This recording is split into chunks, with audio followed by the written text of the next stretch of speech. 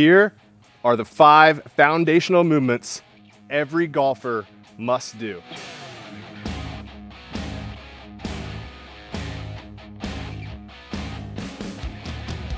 All right, so now we're in the gym to talk about the 5 foundational exercises every golfer, every athlete, pretty much every human should be doing. And no, we don't have to do them out on the golf course to make it a golf-specific exercise. And actually, of these 5, only the last one really kind of looks anything like the golf swing at all. So without further ado, let's get started. Number 1 is going to be a lower body push. So what do I mean by lower body push? Obviously, lower body, using our legs. And when we're gonna push through the ground, I want you to think about if you go down to a squat, we are down here and then my feet are gonna push into the ground and drive back up. That would be a lower body push. Or you could also call it a knee dominant exercise. So anything like a squat, single leg, lunge, any other type of squat or lunge. So I could do a lateral lunge, I could do a Cossack squat. If you're at a full size gym, you could use a pendulum squat, a hack squat, even a leg press. Anything along those lines is a knee dominant, lower body pushing exercise. And that's number 1. Reason being, what is one of the biggest buzzwords that you hear in the game of golf? Ground force reaction, right? So like what I said, when you are pushing into the ground, like in a squat, we're pushing through the floor. The reaction that we get is the ground pushing back at us. And basically you can think about all that power coming from the ground through your body like a ray of sunshine that I push through the floor. So I push through the floor pushes back, I create all this energy that goes up through my body, and I eventually deliver it into the golf club and into the golf ball.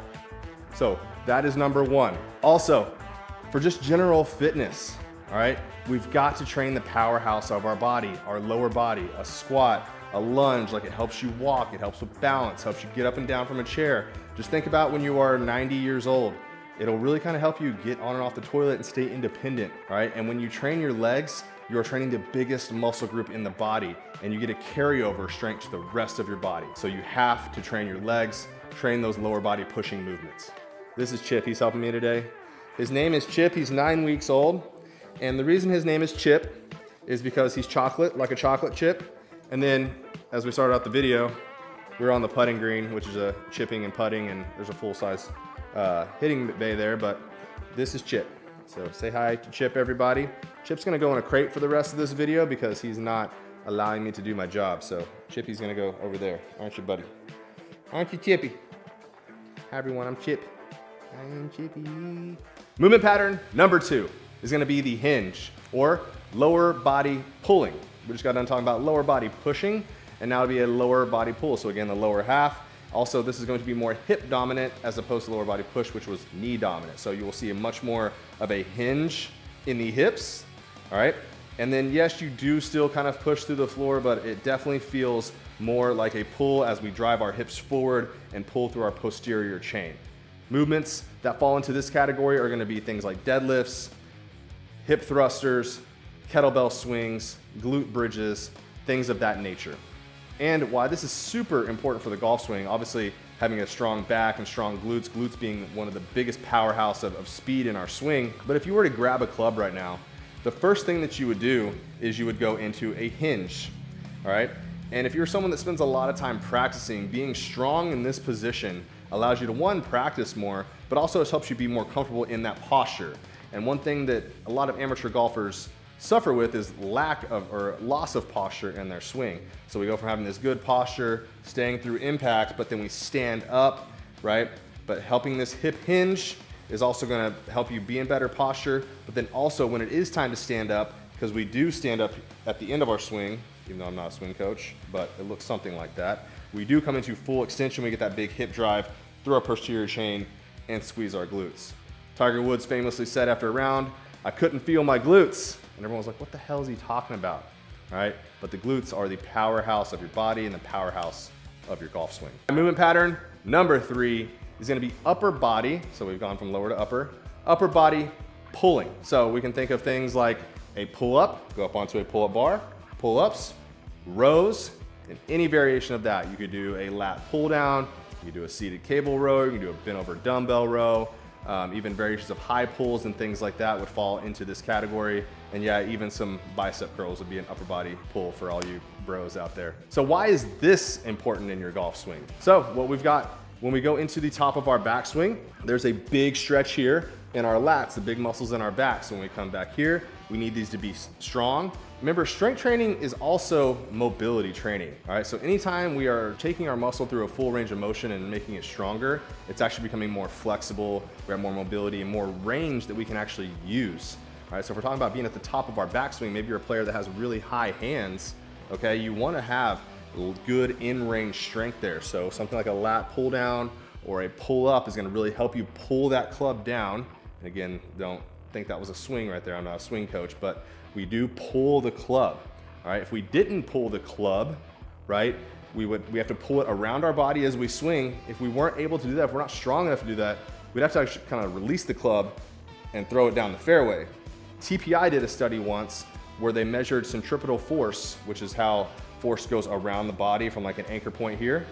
And they measured that to swing a club, I think it was around 115 miles an hour, you needed to have 90 pounds of pulling strength to be able to handle the force that is generated by that club going around your body. So that's just something to think about there. And these muscles are super important in the golf swing and just in everyday life. Number 4, if you've watched the pattern so far, we go push, pull, all right? So I'm pretty sure you can guess what's coming next because it's our upper body. And the last thing we've got is push. So upper body pushing, and if I did rank these, this probably would be number 4. So I don't really mean to, but I guess I did rank these in order of importance. Maybe not, it all can be debated. But exercises that fall into this category are gonna be things like your bench press, for all you bros out there again, shoulder press, tricep extensions, dips, flies, anything like that. Your upper body, your mirror muscles, if you would, your pecs, your shoulders, things like that. Now, why is this important in the golf swing? Well, a lot of golfers injure their shoulders and don't have good shoulder mobility. So again, when we think about strength being a big part of mobility, having good range to get in good positions to do chest presses and shoulder presses and then strengthening our shoulder through that range of motion is very important. And there is a tiny bit of pushing in the swing. I won't really go into that because that's not my specialty, but we use all of our muscles in the golf swing. Number 5, this is the one that does look similar to the golf swing. And this is gonna be, I could break this up into 2 things, but it's really gonna be rotation is what we're gonna talk about. It could be rotation and anti-rotation, but if you perform a proper deadlift, squat, bench press, lunge, anything where you're holding weight and you need your core to be braced, that's core stability or anti-rotation training in those exercises. So this 5th one, I can put rotation as one that just stands alone. And when we think about rotation, we're typically gonna talk about torso rotation in the golf swing. So a lot of these exercises that you see, whether it be a band or a cable, where we are just rotating our body. We also talk about hip rotation. So we're doing things like a little bit of lunge with rotation to challenge internal and external rotation of our hips. When we do walking lunge with rotation, or if we do a Cossack squat or something like that, that would be a great way to challenge the rotation of our hips. But what you're gonna typically see a lot more of is people holding a cable or a band in their hands or a med ball or something like that and doing a torso rotation. Torso rotation strength is huge in the game of golf. We gotta be able to turn our chest through the ball and then also turning our hips as well. So rotation is number 5. I don't know if that would necessarily be last, but I think if you cover the first 4 really well and then the cherry on top would be rotation, I think you would set yourself up to be an exceptional golfer, have an exceptional golf fitness program to put all these things in there. The way I program workouts is I do total body. And typically I do break it up where I'm doing like a lower body push with an upper body pull. That's what I've been doing for several months. When I get closer to the season and start doing full in-season training, that's when I start doing complete total body workouts. We're talking about doing maybe one or 2, depends on what our main focus could be for the day, of one of those exercises throughout the workout. So you could literally build an entire workout by just picking one of each things I just said and doing 3 to 4 sets. You could really kind of vary the rep range. I'll go all the way down to like 3 reps to go up to 12 to 15 reps, depending on what your goal is. But if you'd rather just check it out for yourself and see how I do it, you can download a free week of workouts in the description below. And if you like this video, please make sure to hit that subscribe button and like below. Thanks.